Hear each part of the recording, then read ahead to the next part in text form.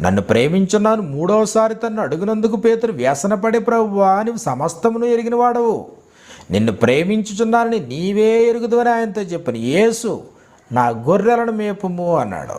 నన్ను ప్రేమించేవాడే నా గొర్రెలను మేపాల. అన్నిటికంటే మిన్నగా నన్ను ప్రేమించేవాడే నా గొర్రెలు మేపాల. అలాంటి వాడే అర్హుడు. సమాజానికి భయపడేవాడు గొర్రెలు మేపడానికి అర్హుడు కాదు. అన్యాచారాలకి భయపడి వెనకం చేసేవాడు గొర్రెలు మేపడానికి యోగ్యుడు కాదు. లోకానికే పారంపర్యాచారాలకే ప్రాముఖ్యత ఇచ్చేవాడు, కులానికి ప్రాముఖ్యత ఇచ్చేటువంటి వాడు దేవుని యొక్క గొర్రెలు మేపడానికి యోగ్యుడు కాదు. కాబట్టి నా గొర్రెల మేపు అన్న తర్వాత సంభవింపబోయేటువంటి కార్యక్రమాన్ని గురించి మాట్లాడుతూ ఉన్నాడు ప్రభువైన అయిన యేసుక్రీస్తు వారు.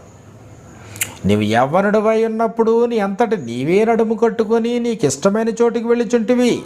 నీవు ముసలి